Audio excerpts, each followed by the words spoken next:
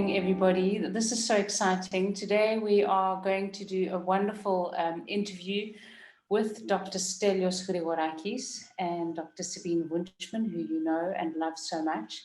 So just giving you some context, in Breast Cancer Awareness Month, Menopause Month, we're really celebrating women in the month of October. And today we have a special broadcast because we're really talking about fertility. And we're going to speak about some of the deep topics inside of fertility that women really want to speak about and know about. And we really want to thank you for showing up. We know that it takes something to be here on Monday nights. Everybody's busy, everybody's got children and jobs. And so we really want to say thank you. I want to see where is everybody coming in from. So just let us know if you're coming in from Athens or if you're coming in from some other city in the world. Let us know where you're coming in from. And let us know something about you if you are looking at fertility or if you're first time falling pregnant or if you're wanting. We saw some responses today about people wanting to know about later, falling pregnant at a later age. So we're going to cover a lot of that, and you can feel free during the broadcast to put questions in the chat so that we can have our two amazing experts answer the questions. Hey, Dr. Sabine.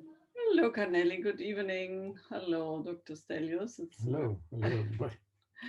It's wonderful to be back. Always on Monday night at 9. We're just trying to shed some light on topics that we're all concerned about, and we have questions, and we're just going to have this really fun conversation to just see where it takes us. And I very much consciously chose the title of what we're discussing, and we're saying fertility and not infertility, because I think fertility is a topic that really addresses and affects a lot of women and couples throughout the whole reproductive life.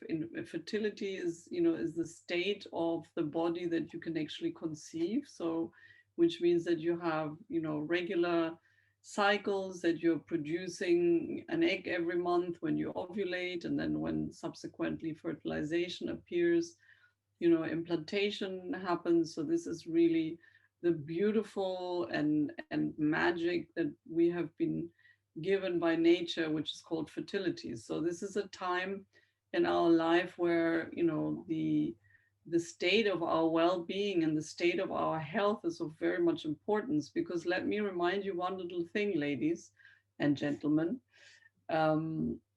We as women, we are born at the time of our birth with the amount of eggs that we have in our ovaries. So when it's our birthday, at the moment zero, when we're coming out of our mother's wombs, we have the defined amount of eggs in our ovaries that we are giving for the whole time of our reproductive life. And this is something very different in comparison to men. Men have, they have the testicles, and they have the, the possibility to produce sperm as they go along. So if they're sexually active, if they are, if they are in a reproductive age, the sperm and the production of sperm is triggered by their activity of sexuality, how much sexual intercourse they have, how healthy they live, how good they exercise, what is their lifestyle, so they can theoretically still father and fertilize an egg, in a very high age. So that's why we can see men in the 70s and sometimes even 80s to father a child. So how good that is, it's a different, that's a different discussion altogether. But the testicles are able to produce sperm throughout their lifespan almost, whereas we women, we have been given this ovarian reserve for a certain amount of age that we have, and that we're very limited. So the amount of eggs that we're actually carrying with us go with us throughout our whole productive life. So if we drink, if we're stressed, if we are smokers, if we eat a lot of processed food, if we're overweight, if we're underweight, all of these epigenetic factors, the environment in which the eggs are living, make a huge difference to the quality of the eggs. And the reserve of our ovaries is something that has a great influence on the age that we can reproduce. Dr. Stelios, I mean, your experience with the eggs and the quality of the eggs, is that something that you would say you've seen a decline or you've seen a shift? What's your experience with that? There is definitely a decline over the last 15 years, I would say, because I see in my practice more and more what we call overaged, let's say, potential parenting, mainly from women, because of the career choices that they're making, which are also quite stressful. They reach usually at the age of 40, 41 without a child, and that's when they decide to have a child. And the common misconception that they have in their mind in that age is that since they continue to have regular periods, that means that it's also a very good age to reproduce, which is not the case. It's a completely different uh, part of the story to have an egg which can give you a period, and it's a completely different quality egg that can give you a healthy pregnancy. So if you are having periods till the age of 50, that does not mean that you can get pregnant at the age of 48 unless you already have giving birth to 2 or 3 children. And this is mysteriously somehow stimulates the whole fertility process. So by seeing many women, many stars, let's say, getting pregnant at the age of 45, 46, um, um, nobody really understands that these people, in order to get pregnant, they use a donated egg, an egg from a younger woman who is between the age of 20 and 28. And that's how the pregnancy is achieved, because, as you said earlier, uh, what it ages on a woman, it's only the egg. The uterus, in order to age the uterus, you need to be really more than 65. So nature has made it this way that gave to this cell called egg a disproportionate aging rhythm. So you may look fresh, you may be 45 and look as if you are 35. It's impossible for your egg to be as good as your skin might look.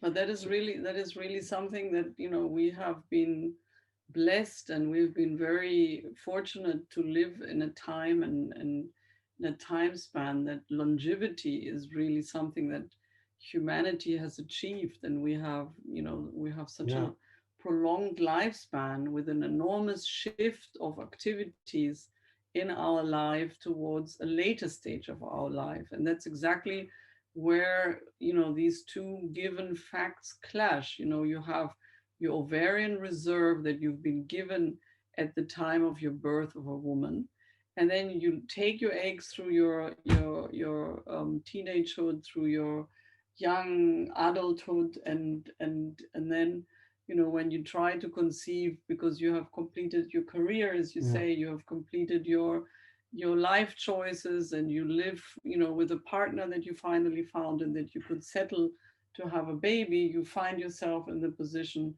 that your fertility span, which means that this egg can actually give me a healthy pregnancy, and also a baby take home rate, because there's also a big difference between a positive pregnancy test and if I actually take a healthy baby home with me. Yeah. So This is, and this is really, I think that is important for our community here, that we do understand our nature given limitations, and make choices and make informed choices. Because I think, as you say, the media and the marketing and the nice pictures that you see, at the age of 45 with twins, and you yeah. think, why not me? I mean, Mrs. Such and Such did it, so why can I not Mhm. not do it? So there's this kind of false impression of Yeah. achieving pregnancies at a later age, and that causes a lot of frustration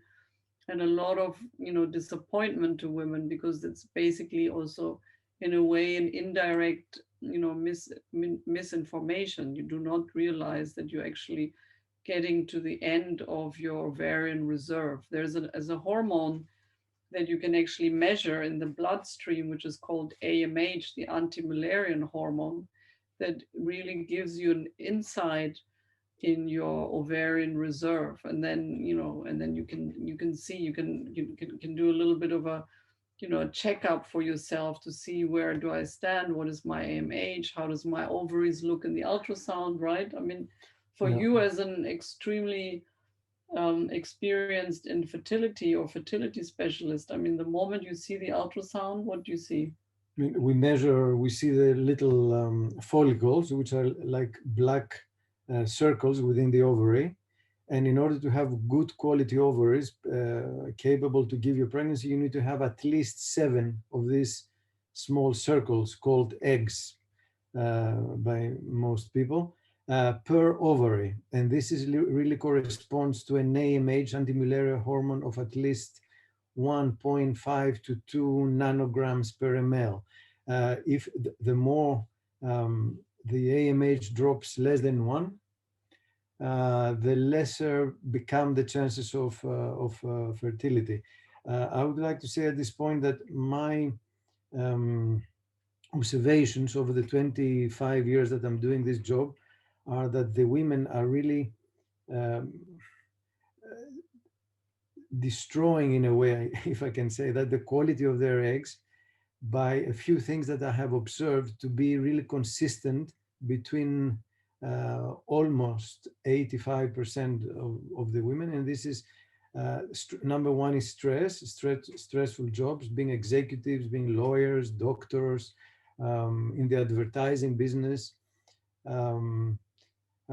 teachers. That's number one, the stress of the job. Number two is irregular sleep. Many women, in order to achieve all those professional goals, don't really get enough sleep. And that's your field with melatonin and all this balance of hormones. And number three is that irregular eating habits is not only the quality of the food, but the body and mostly the ovaries love very much consistency in the hours that you eat and you sleep. If you are all over the place, sleeping one day 5 hours, next day 12 hours, or some nights really after alcohol 3 or 4 hours, then your ovaries slowly decline. And that is a very important point. Thank you, Stelios, for pointing that out. And that is really also what we see in our holistic approach to well-being and to to our search to a vibrant health, is that the environment that you create for your body to function well, which means, how do I control my stress levels? How do I look after my gut and my microbiome? How do I make sure that my thyroid is working well? How do I make sure that my hormones are in balance? I mean, everybody's almost tired of me talking constantly of hormonal imbalance, but it's so it's the key to everything. And I think why we're here tonight is also to see and to actually share with you, with your clinical experience, that the environment that you create in your body for your cells, and it's not only the ovaries, it's all the cells, it's the cytoplasm, and the mitochondrial health, and everything that is constituted of cell division needs proper nurturing. And the proper nurturing cannot be done like you say, with the very mediocre sleep and just popping in a burger here and there, and then have the occasional diet to lose 5 kilos, but not actually looking after your body. And to be honest, Stelios, also the older you get, and I'm saying this in a reproductive age, the less forgiving is your body. And you know, when you're 20 or you're 25 and you don't sleep well, your body might compensate and be, you know, be able to look after the balance with this, you know, with this amazing ability that, you know, nature has given us, which is the, you know, the homeostasis. So the natural tendency for the body to go into a state of homeostasis, which is like, you know, the ultimate balance, is just something that is not so easily achieved anymore if you're under constant stress. I mean, stress, how many webinars, Canelli, have we done on stress? I mean, it is the most subtle thing. And stress, I don't know, Stelios, if you agree. I mean, the stress is not only, you know, the big event of a car accident or a loved one dying or, you know, having really this major bummers, but it's the chronic, chronic deadline the, philosophy. yeah, the chronic, you know, Yeah. you know, deadline, always being in a rush, never have really proper I time. think it's very difficult to get rid of this philosophy. That's the whole point. Yeah, but it needs And, conscious. It needs a conscious that's why awareness, and that's why we're here. that's why many people in my field say that the more the years go by, the more IVFs we're going to perform.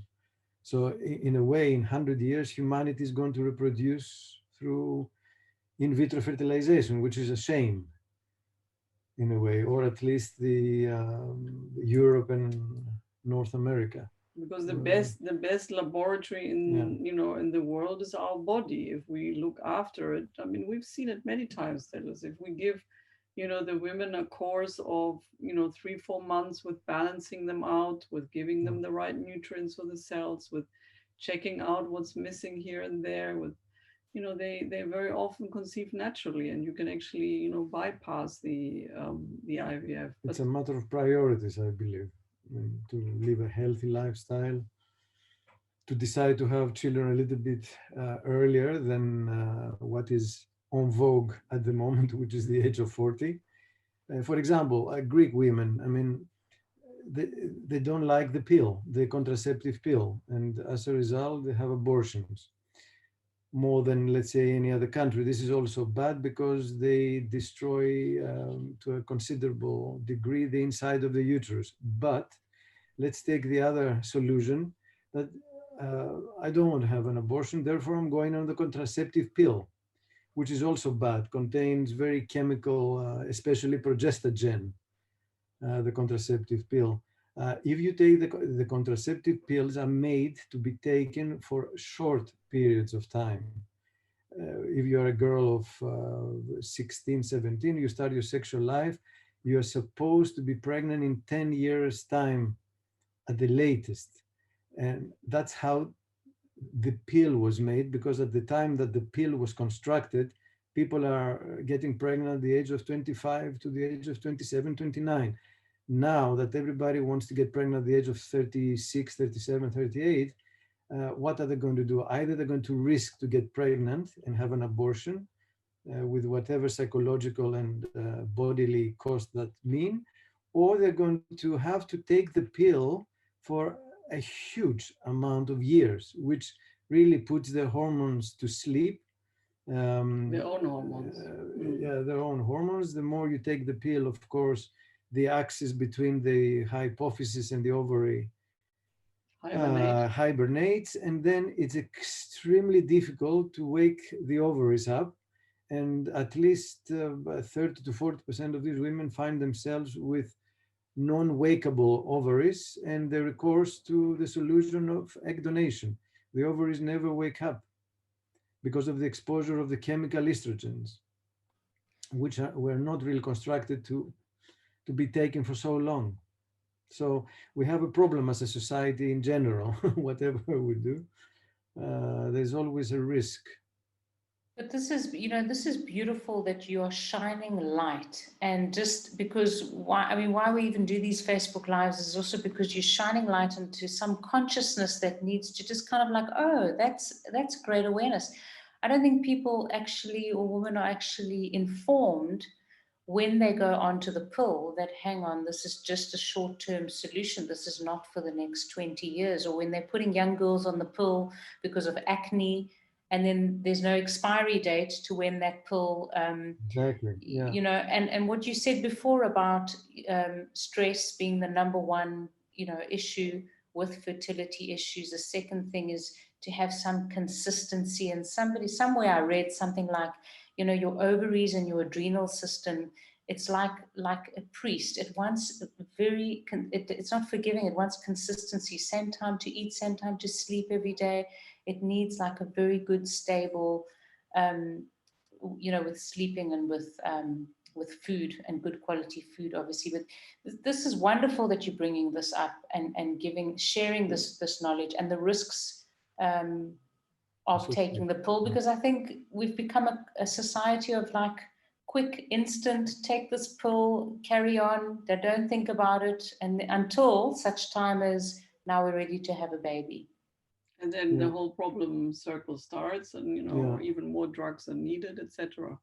I think one important aspect of fertility is also to embrace the idea of, you know, as I said, you know, since we have a limited range of ovarian reserve, we should at a young age, ideally, really embrace the idea of egg freezing.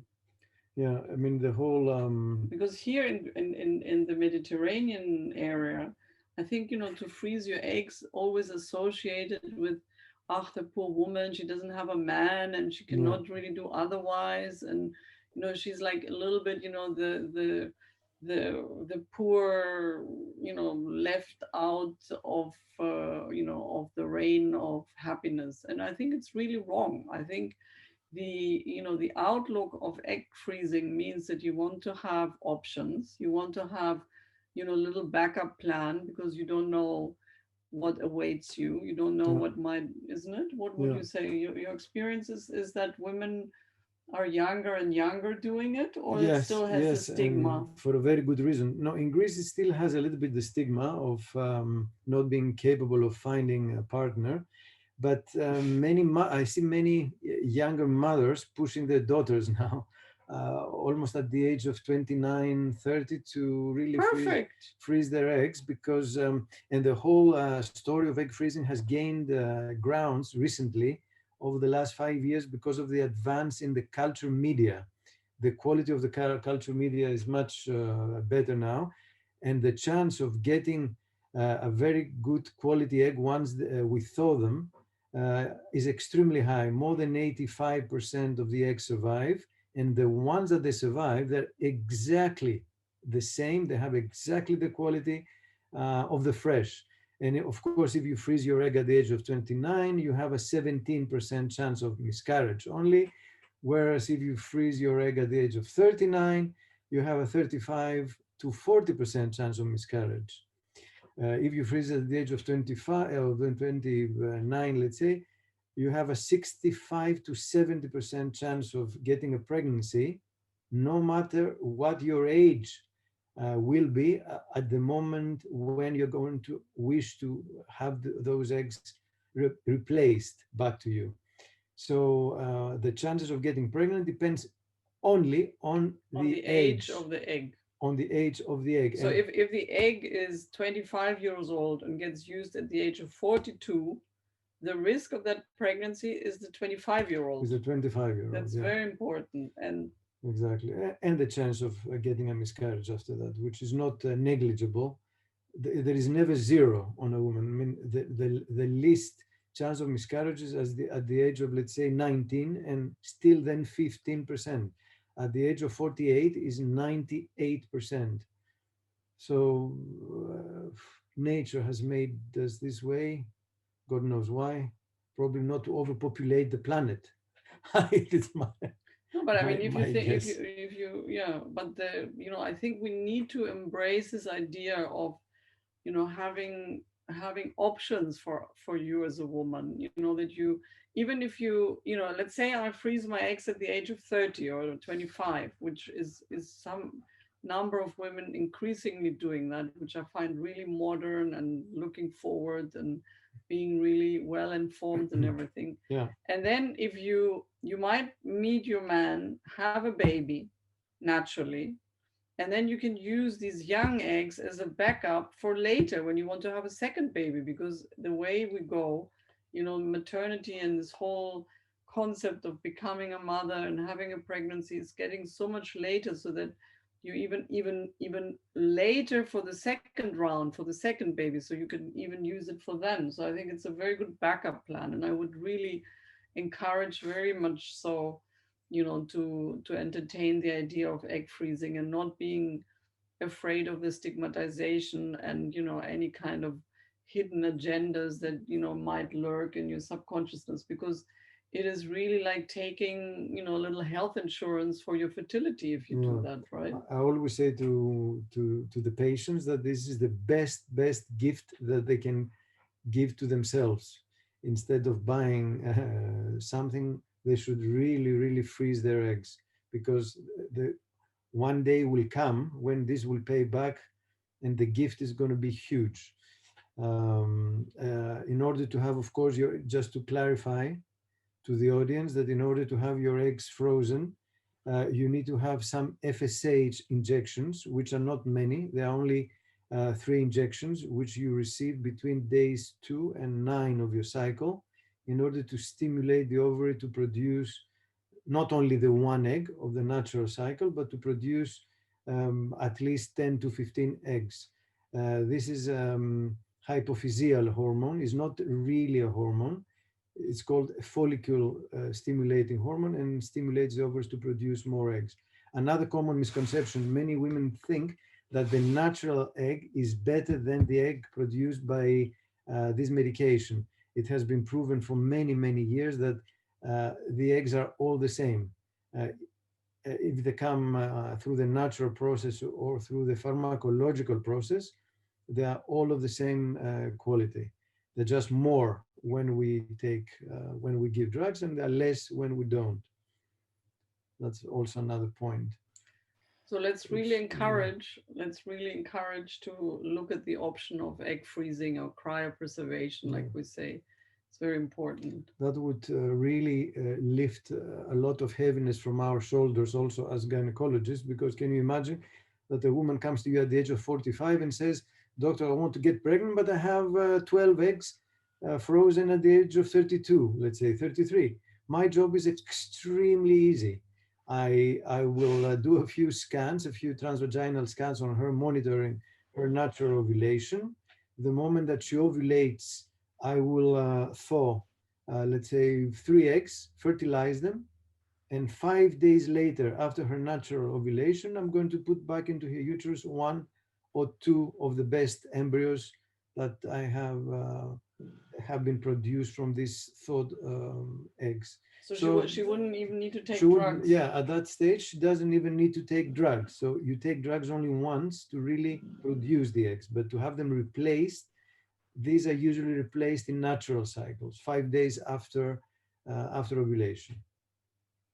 Stelios, would you like to shed some light also on this concept of, the fear of taking any kind of in vitro fertilization drugs? Because a lot of people, I feel they're very concerned. They're very worried that they could end up with cancer, or specifically, breast cancer, which is, so important in general, but this month especially. So what's your experience there? I mean, the modern FSH hormones, which are completely produced in a lab, they are very safe.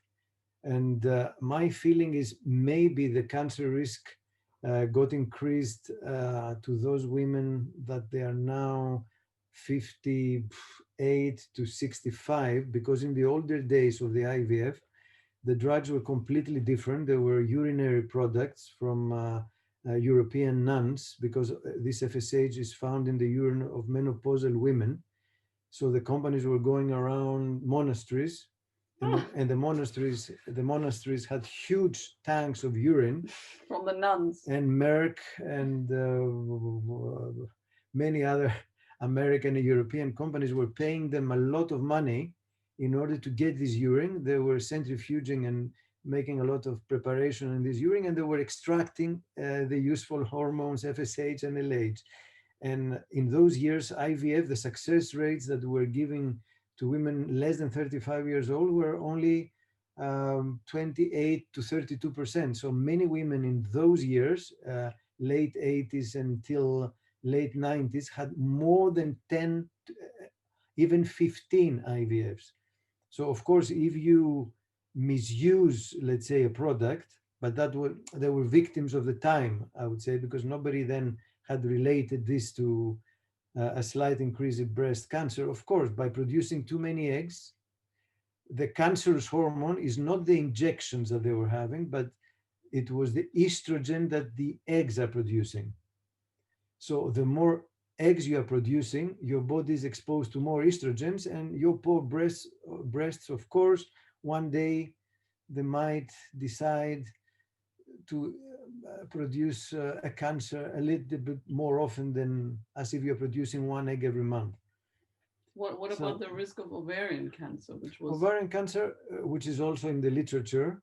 I don't really see it that much. I don't see it that much. Very, very, very rarely.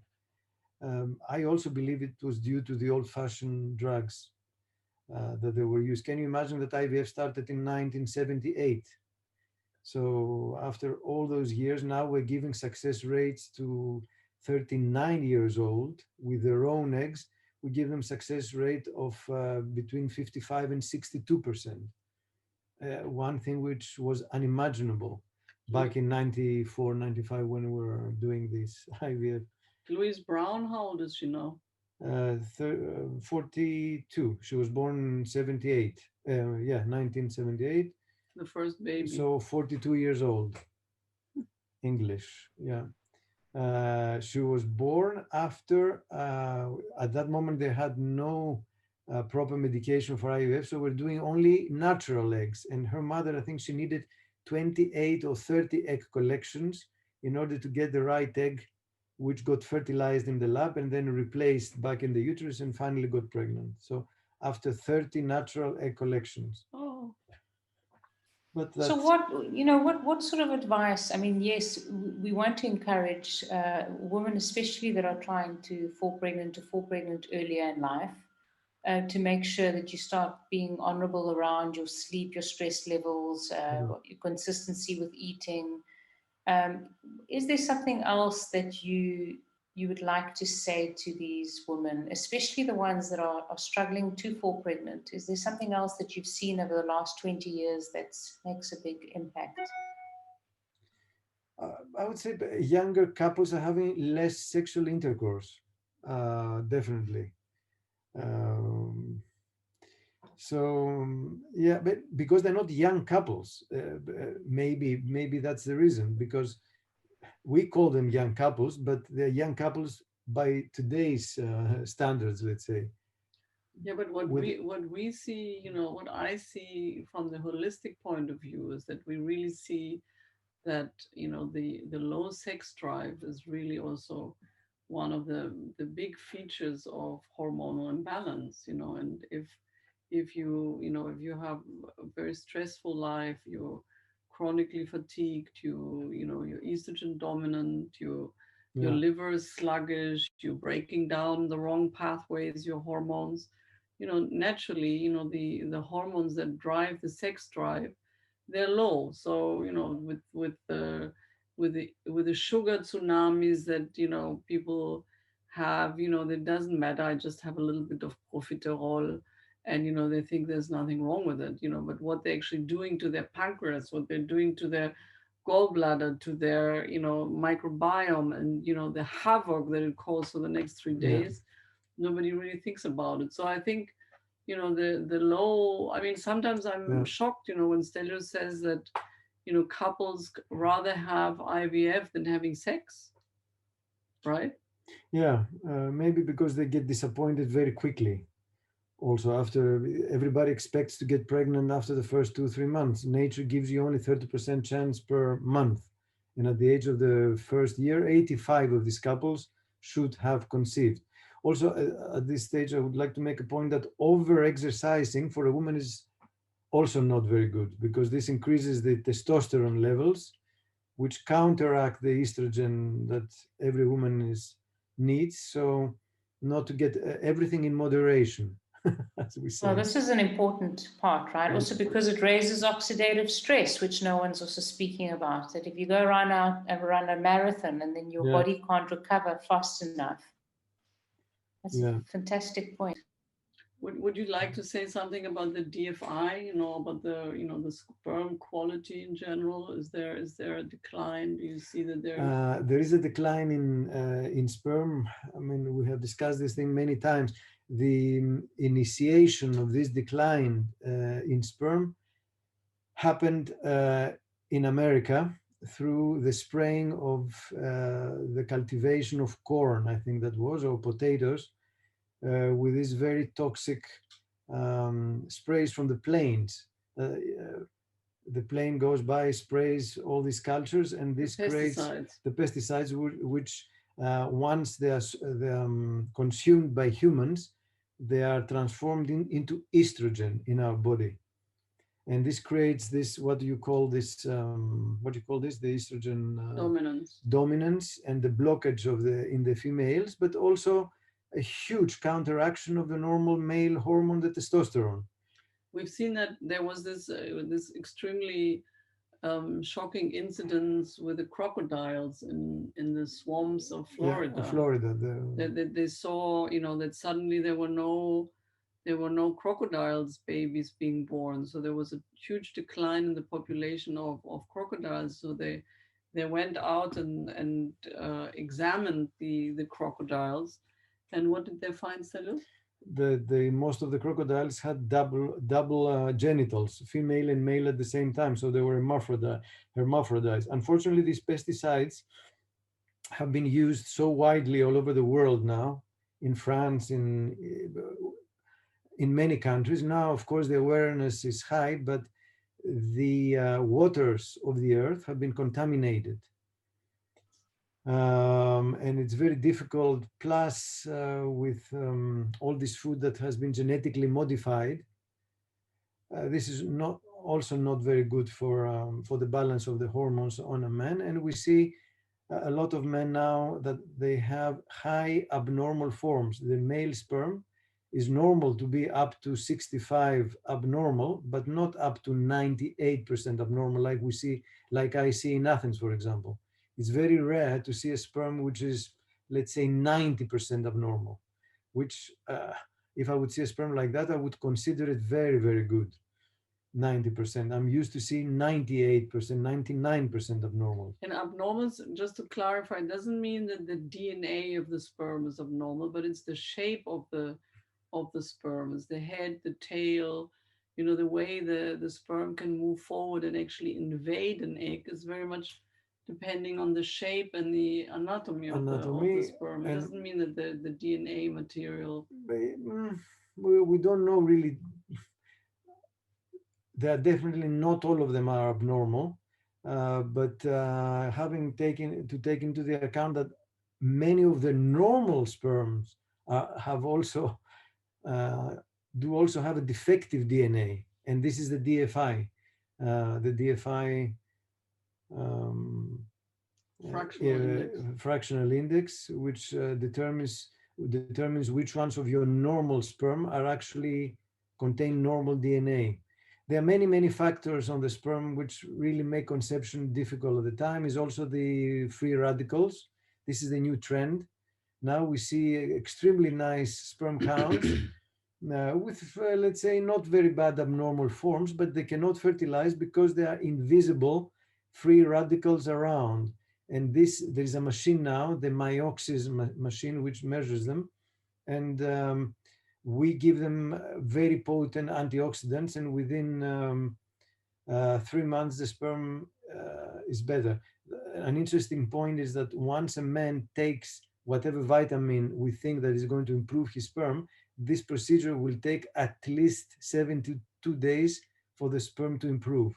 Nothing can be achieved in less than 72 days. Now, this is devastating, because we've spoken often with Dr. Sabine, and we had actually on Saturday, we had a call with one of our programs on the liver detox, and my husband and wife were doing the detoxification together. And I find that so wonderful that the spouses come together to do this deep cleansing work. And one of the big topics we were speaking about was why organic and how we can reduce the amount of glyphosate, which unfortunately the European Union, including well, they renewed them again for another 5 years, which is just devastating because it means that we have this constant chemical being sprayed. I mean, it's literally costing €8 a litre, and we still have it in our food supply. Of course, we have it in all the mass-produced, the big food lobbies are using a lot of the genetically modified. So until we actually can get these guys out of our food supply, what we often just encourage our audience is to switch to organic. And of course, if you have the liberty of having your own garden, then that's going to be the best thing. Yeah, I mean, the companies that produce fruits and animal products, they're not really, we live in an age where the balance leans more towards prices, to offer cheap products towards a bigger consumer numbers rather than looking after their fertility. So as your audience, since they are really cultivated women, they are interested about those things, they should not really go for they should go for the more organic. Definitely in the supermarket, you're going to find 80% products being exactly the opposite, not looking after your hormones or your fertility. Which brings us back to hormonal balance. This is really, you know, the underlying key to good immunity, good immune system, fertility, you know, well-being. And I think there's nothing more than, you know, than to intonate and make sure that everybody understands that we're not talking about something unachievable. It's something that is in our hand. We can be in the driver's seat of our own, you know, of our own health if we make informed choices, and if we, you know, make decisions that, you know, that help and improve and detoxify. I mean, it's you know, the concept of the sluggish liver and the fact that our liver is overburdened with all these toxins and having to, you know, to break down and you know, secrete them out of the body, wash them out of the body through the urine or through the stool. This is just a major work, and nobody recognizes and appreciates the liver. So I think, you know, the liver detox is something that we should be doing, you know, at least 2-3 times a year, and just be aware. But I mean, well, especially because our food supply is so compromised, and this is, you know, something that is just part of how we're living at the moment. Yeah, it's a pity, but here we are. It's going to take years and years since we can really, without having this thing in our minds, can go and buy whatever we want without being anxious of not really being a good product for us. So I must say, I feel that, you know, the young generation, you know, the kids that they are now, they're finished school, they are in university. There's a much bigger level of awareness, you know, that you actually, you cook yourself, you don't just go to the Mensa or to the huge canteens and you put like sticky, terrible gravy on, you know, on your potatoes. I think there's hope out there that, you know, that young people actually have a different awareness and, you know, things might change. I don't think we should be too pessimistic. It's tough. There's no, and you know, the pathologies that we see also shifting, you know, if it's fertility, infertility, if it's endometriosis, if it's, you know, fibroids, polyps. I mean, where do all these polyps come from? I mean, estrogen dominance, fibroids. Estrogen dominance. So I can either go and have a hysteroscopy every 2 years to take out the, you know, to take out the polyps, or work on my estrogen dominance and get rid of that. So we need to look at root causes, and we need to look where can we optimize our body function in order to avoid, you know, repeated invasive procedures. I mean, if you look at the you know, at the operating list in our hospital every day. I mean, you know, I don't know where all these polyps come from. It's just like an epidemic. Of course, it's also because the women are not having 8 to 9 children nowadays, like they used to have in the past. And the lesser the occupation of the uterus with the right inhabitant, the more it's going to be, i.e. pregnancy. i.e. pregnancy, the less is going, the more is going to be occupied by unwanted circulating hormones, things like polyps, fibroids. But definitely, the more the fat content on a person is, the more estrogen, because estrogen loves the fatty tissue. So subcutaneous belly fat. So the more fat you have, your normal estrogens, they will spend like a vacation time through your fat, not wanting to leave this area of your body, and you're going to get rid of this estrogen much slower. So the more they stay in your body, the more pathology are going to produce, more hazard. The more hazard. There is a certain rhythm of getting rid of this. It's like a river. It needs to flow through your body, and within a specific number of hours, it should be secreted by the kidney. But you know, but then you see, you know, if a woman is constipated and empties her bowels once a week, you know how many people consider this being normal? You know, and if I ask for the bowel movements and they say, oh, I go once a week, and you know, they think that this is normal. This is like, you know, there are so many things and functions that we have got used to accept as being normal, and they're not. You know, you cannot really say, I have a migraine every day, I go to the bathroom once a month, I have a belly fat that is stubborn and doesn't go, I have clots in my periods, every month I have a menstruation. Ladies, all these things are not normal. These are little messages from your body. These are little signs that they tell you something is off, something is not working optimal, and we should look at it and you know, have it addressed, and ideally have it addressed in a healthy way, in a natural way, with not trying to fix something and put more chemistry in our body. So then my liver is again heavier and sluggisher. So you're you know, you're enlarging the vicious circle of malfunction. Anyway, we can stay. I get so inspired by both of you, how you are sharing this information and bringing this consciousness to women, to men around the world, because if more doctors were actually speaking this way, we would start to reconsider our choices. We would start to think, well, hang on, maybe I shouldn't just stop off after work and grab that burger from the sports shop or wherever, you know, maybe I should go home and maybe I should consciously make an effort to source locally produced food and actually start looking after my health, start losing the unnecessary weight that needs to, prioritizing exercise. And I think, you know, we've come into a culture which is so quick fix, take this tablet, then you'll be fine, or, you know, dreams of believing in a magazine picture.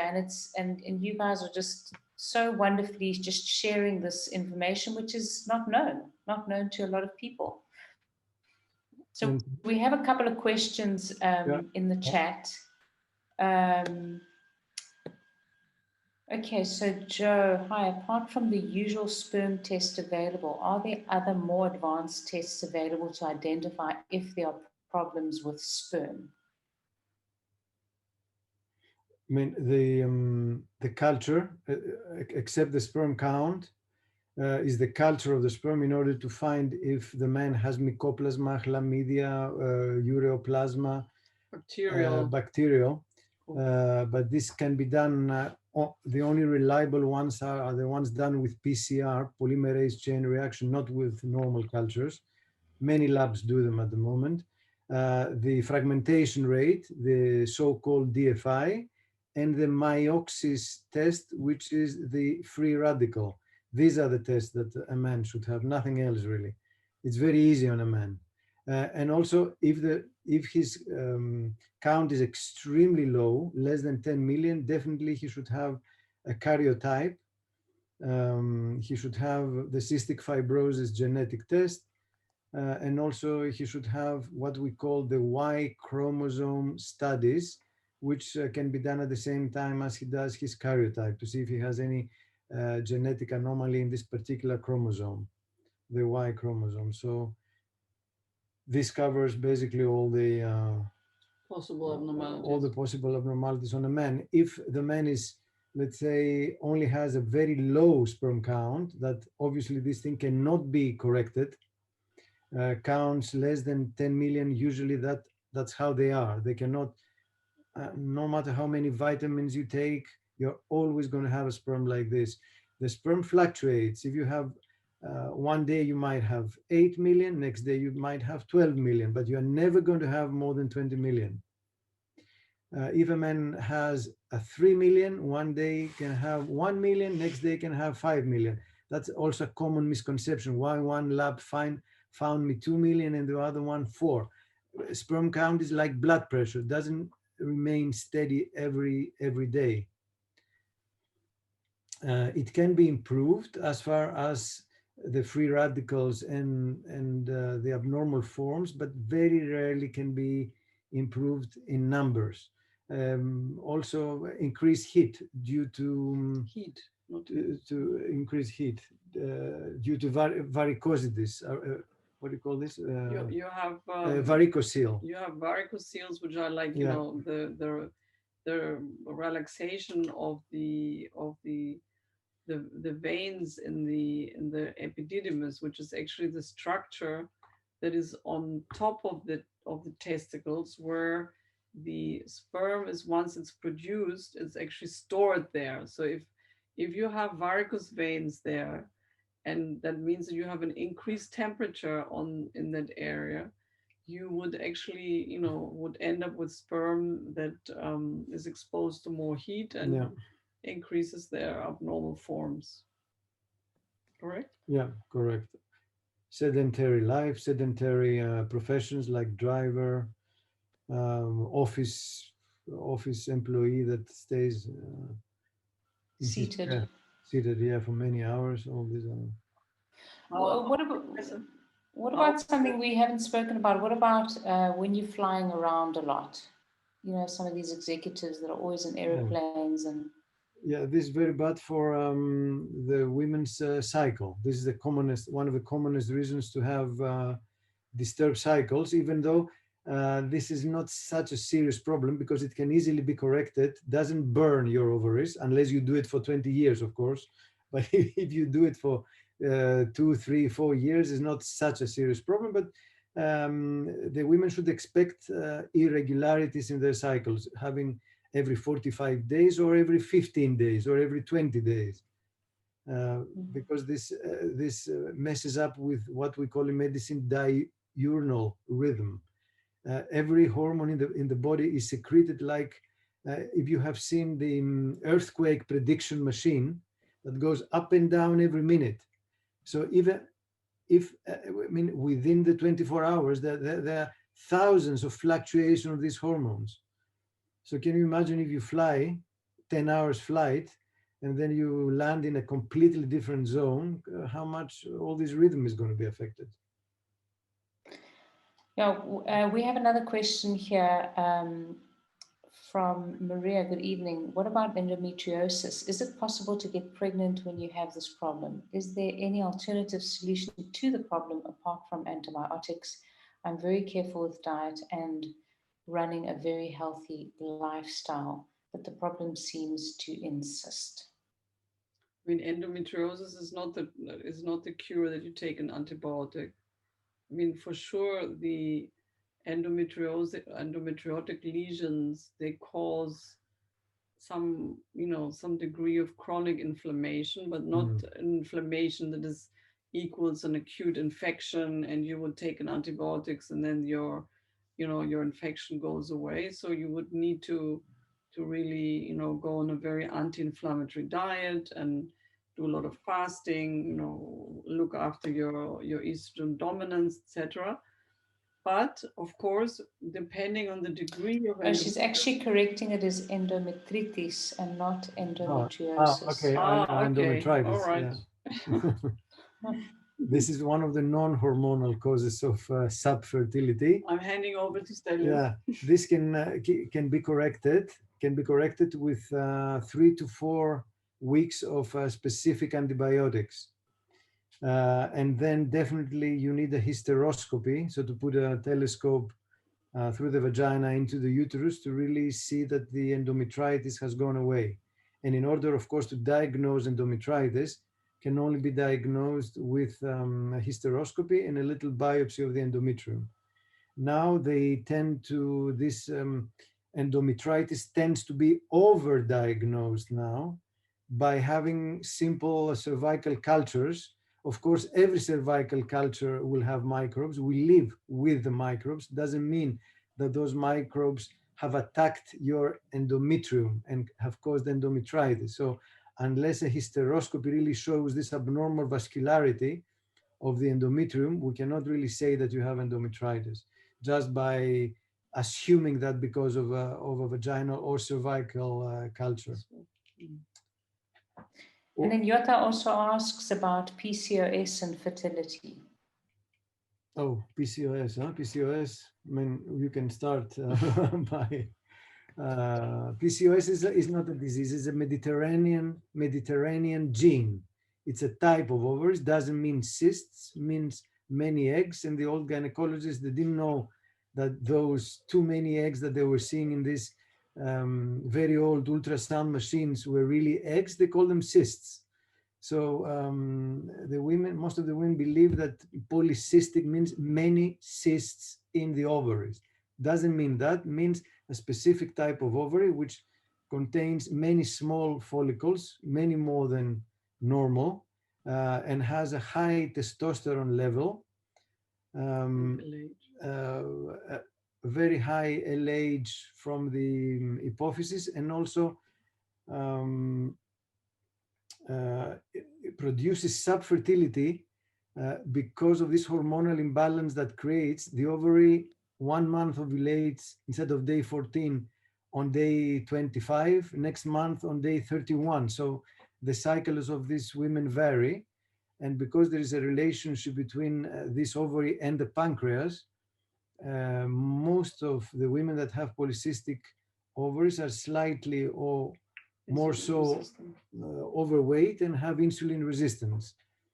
And the more insulin resistance you have, the more your cells are preoccupied with sugar, the less they are preoccupied with your hormones, and this produces a vicious circle. The only good thing about polycystic ovaries, because there is a good thing there, is those women are going to be benefited later in life because they're going to have more eggs at the age of 40 than any other woman that had normal ovaries when they were 20.